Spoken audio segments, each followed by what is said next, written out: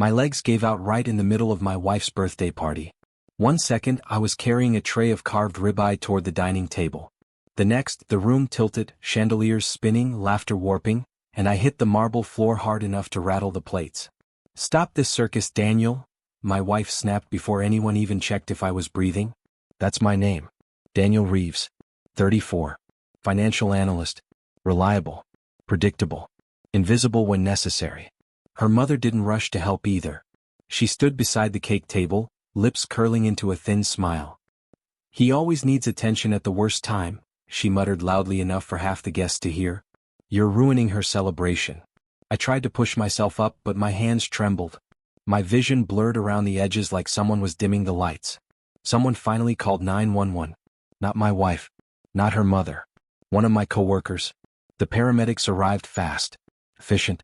Detached. But when the ambulance doctor knelt beside me, pressed 2 fingers against my neck and looked into my eyes, her expression changed. She didn't stand up. She didn't reassure anyone. She slowly sat down beside me. And then she whispered something that made my wife turn pale. "Call the police." The room went silent in a way that didn't belong at a birthday party. Not confused. Not concerned. Afraid. The doctor didn't raise her voice. She simply kept her fingers on my pulse, her eyes scanning my face with sharp, clinical focus. Then she looked up at the second paramedic. "Bag this plate," she said calmly, nodding toward the steak I had been carrying. "And don't let anyone touch the table." A murmur rippled through the guests. My wife laughed nervously. "This is ridiculous. He probably skipped lunch. He does that for attention." But the doctor didn't react. She leaned closer to me. "Daniel, can you hear me?" I nodded weakly. My tongue felt thick. Metallic. "Did you feel dizzy before this?" "Yes." My voice barely came out. She turned her head slightly toward my wife. "What medications is he on?" My wife hesitated. "Too long." Her mother answered instead. "Just vitamins." "He's dramatic." The doctor's jaw tightened. She stood slowly.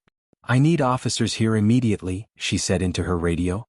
"Possible toxin exposure." The word hit the room like broken glass. Toxin. My wife's face drained of color. And for the first time that night, she looked scared of me. Possible toxin exposure echoed in my head like a delayed explosion. Guests began stepping back from the dining table as if the linen itself had turned radioactive. Someone knocked over a wine glass. It shattered. No one moved to clean it. My wife finally rushed toward me, but she didn't kneel. She hovered, calculating. "This is insane," she whispered sharply. "Daniel, tell her you're fine." "Fine." My vision pulsed black at the edges again.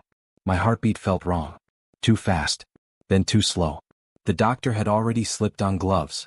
She lifted the plate of steak into an evidence bag with careful precision. "When did he start eating?" "He hasn't," my coworker said from behind her. "He was serving." The doctor's eyes flicked toward my wife. "Who prepared the food?" "My mother and I did," she answered quickly. Too quickly. Her mother folded her arms. "Are you accusing us of something?" "I'm documenting," the doctor replied evenly. Sirens wailed in the distance. Closer. I tried to sit up again. My wife leaned down finally, not to comfort me, but to hiss in my ear. "You're making a scene. Do you have any idea what this will do to us?" "To us. Not to me." That's when I realized something colder than the marble beneath me. This wasn't an accident. The police arrived before the cake was even cut. Uniforms. Flashing lights reflecting off crystal glassware. Guests whispering behind manicured hands. I was lifted onto a stretcher, but I kept my eyes open. I needed to see their faces. My wife stood rigid near the kitchen entrance. Not crying. Not panicking. Thinking. Her mother was already defensive. "This is outrageous. You're treating us like criminals over food poisoning." The doctor didn't respond to her. She walked beside my stretcher. "Daniel," she said quietly, "have you noticed anything unusual recently? Taste changes? Headaches? Fatigue?" I swallowed. "Fatigue. Yes. For weeks. Headaches that wouldn't go away. And that metallic taste every morning in my coffee. I hadn't made my own coffee in months. My wife insisted on doing it. Said it was her way of taking care of me." A police officer approached her near the doorway. "Ma'am, we'll need to ask a few questions." Her smile looked rehearsed. "Of course. This is all a misunderstanding." But when the officer mentioned sending the food for lab testing, her mother grabbed her wrist. "Art. Too hard. And in that silent exchange between them, I saw fear. Not confusion. Fear of being caught. The ambulance doors shut, sealing me away from the party, from the whispers, the stares, the carefully constructed image of my marriage. As the siren cut through the night, the doctor inserted in 4 and monitored my vitals with steady precision.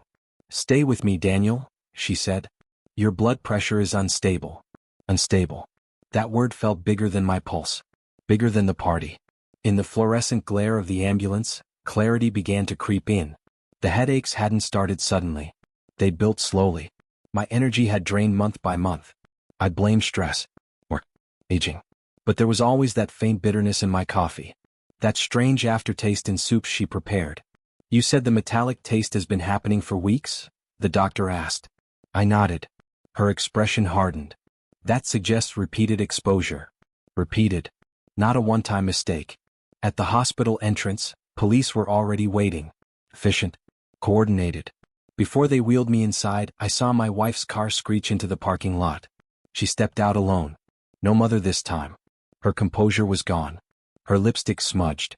And when our eyes met across the emergency bay, she didn't look worried about losing me. She looked terrified of what I might remember. They moved fast once we were inside. Blood drawn. Monitors attached. Questions repeated. The doctor didn't sugarcoat it. "Daniel, we're running toxicology. Based on your symptoms and the timeline you described, this doesn't look accidental." Doesn't look accidental. That sentence settled heavier than the 4-line in my arm. A detective stepped into the room not long after. Mid-40s.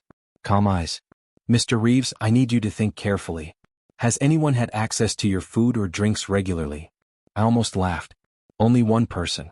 My wife prepares my coffee every morning," I said. My voice sounded steadier now. Colder. "She insists on it." The detective wrote something down. "Any recent changes in life insurance policies?" "Yes.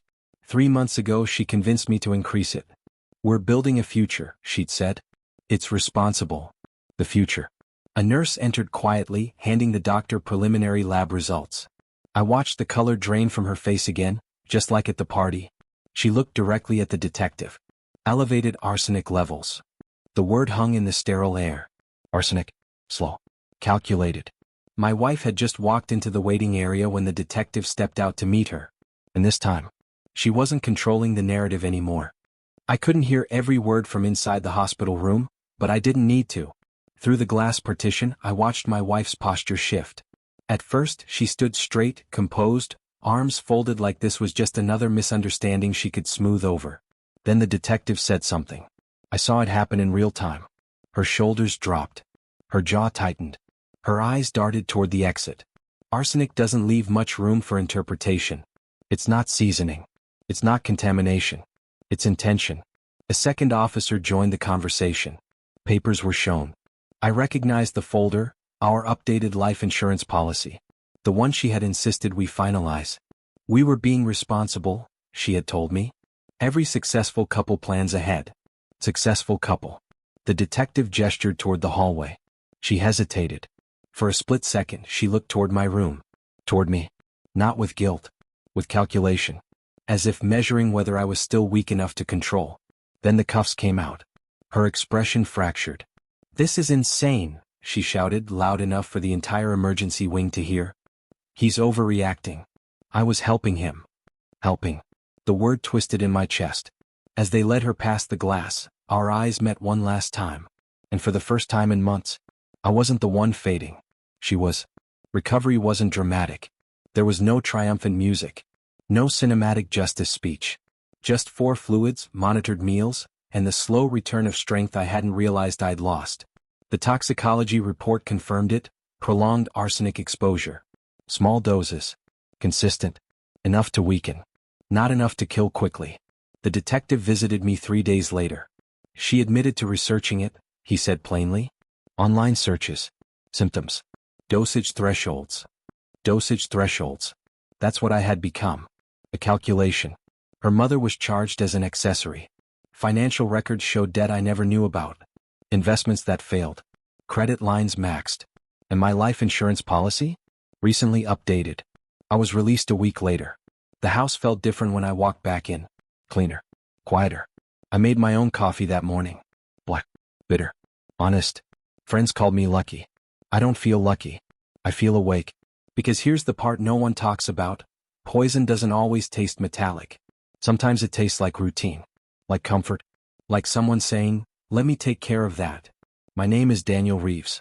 And I survived my wife's birthday party. But what nearly killed me wasn't the arsenic. It was how close I came to trusting her forever.